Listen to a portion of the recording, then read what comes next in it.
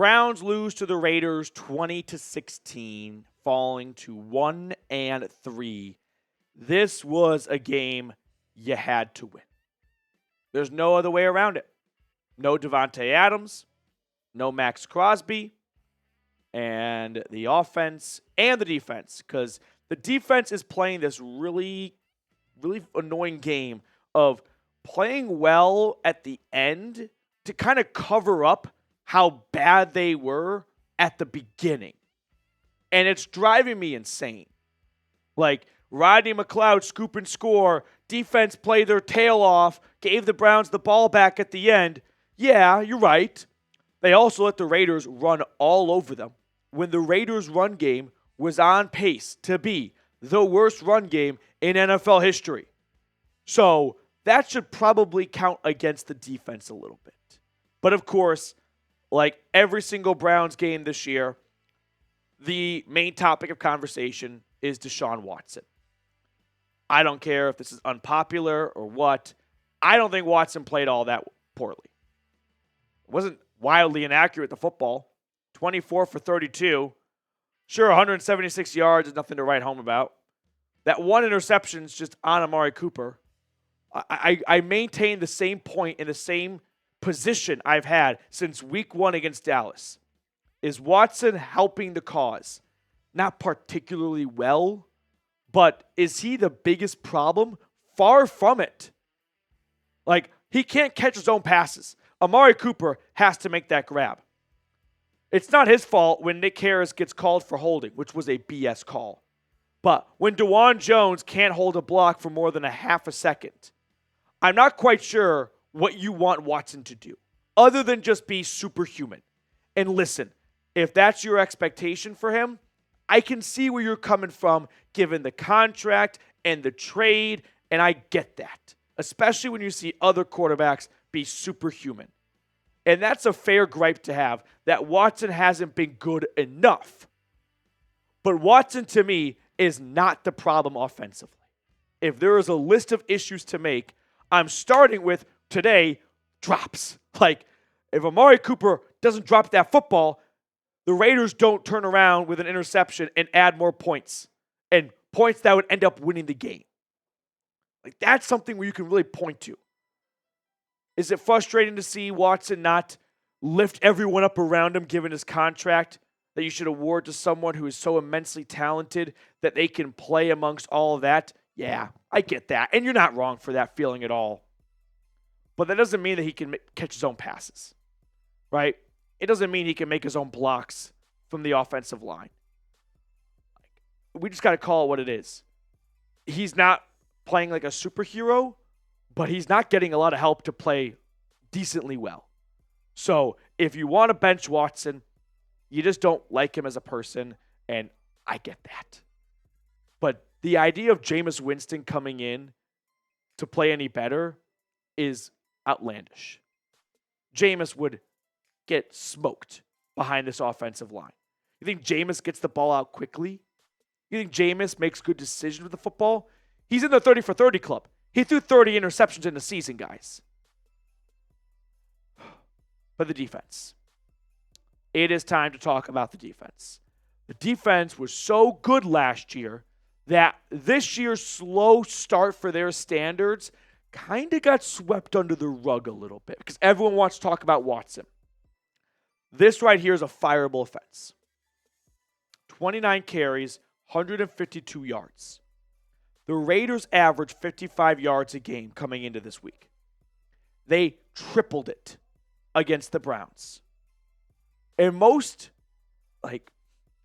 soul-crushing was that Alexander Mattison 3rd and 9 run when you could have gotten off the field and you let them on 3rd and 9. That's how little they thought of the Browns' run defense. 3rd and 9, and Joe Woods just goes, peekaboo, I'm back. And they pick up a first down.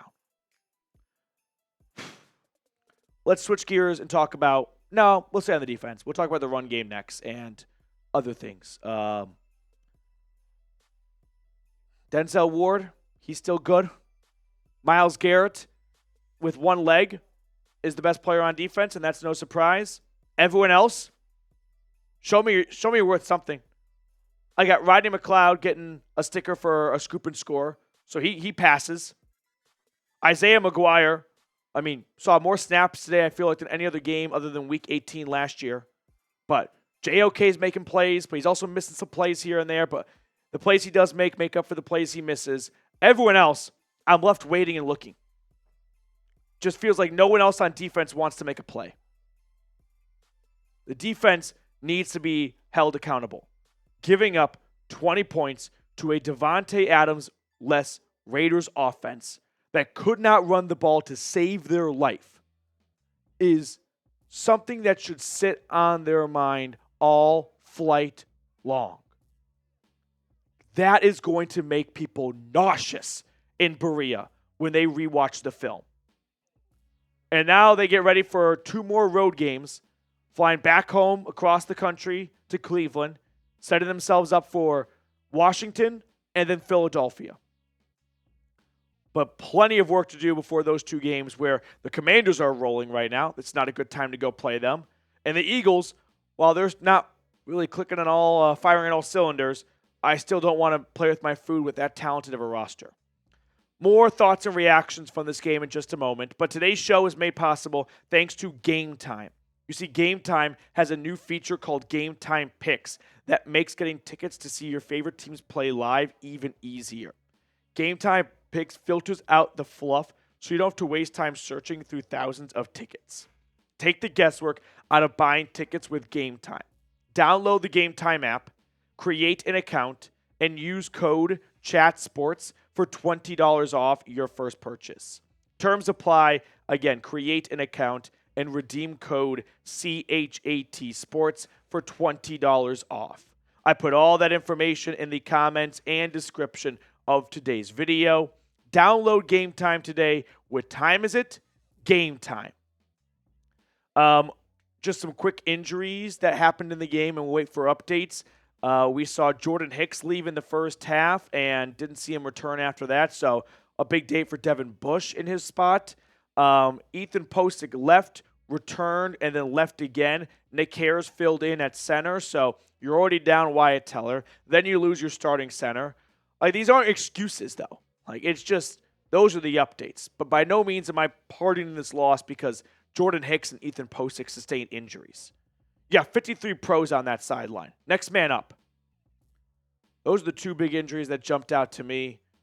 Martin Emerson, he also suffered a head injury. Could be a concussion. I'm not sure. So my guess is he'll probably be in concussion protocol, and we'll go from there. But those are the 3 guys that jump out to me. Jerry Jeudy might be this team's number 1 wide receiver. In all honesty, if there's a moment where I'm like, hey, need a big first down, I kind of want the ball to go to 3. He's got the best hands on the team right now, it looks like. Cooper, I don't know what to make of this downfall.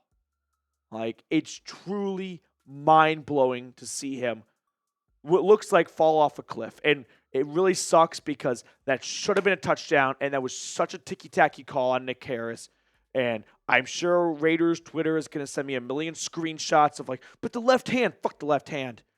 If the defender runs into the quarterback right after he releases it, I don't think he held him very much. Let's talk about the run game. Going into this week, the Browns talked about getting Watson help, right? Offensive line, reduce the pressures, get the run game going.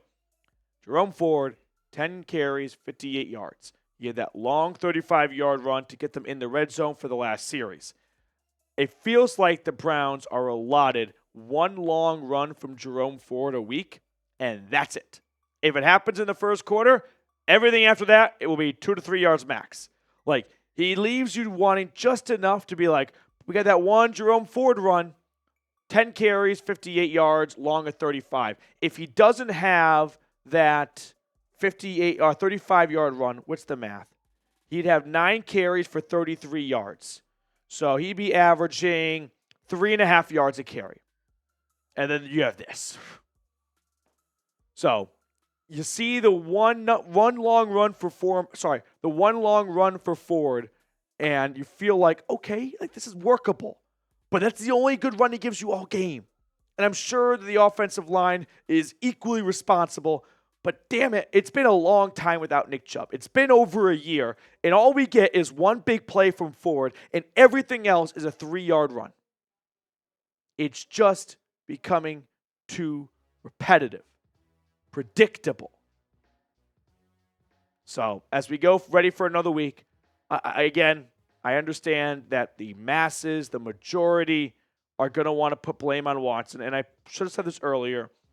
You can't take a sack on 4th and goal. Like, you at least got to give your receiver a chance, or for the referees, maybe throw a flag, defensive pass interference, right? You got to give your offense a chance, and taking a sack gives you a 0% chance. But that pocket blew up immediately, and very quickly he was under duress. So we can go back and watch the All-22. That, to me, doesn't seem like a simple enough play to just completely analyze because of the one or two replays we saw from the TV broadcast. But I saw 3 Browns defenders all on the left side of the end zone. 4th and 3, you just got to get 3 yards. Would love to have seen maybe some shorter route concepts. But that seems like a great play for David Njoku, of course. He has been missed, but that's it. That feels like the year. 20-16. Fall to 1-3. The only hope I feel like the Browns have is they haven't played a single AFC North game. The Bengals are 1-3. If the Ravens were to lose to the Bills, that puts them at 1-3. And the Steelers just lost today. They're 3-1. But I fear the Steelers the least out of all 4 or 3 other teams in the AFC North. So, a lot of football left, but man, 1-3 is a tough hill to climb.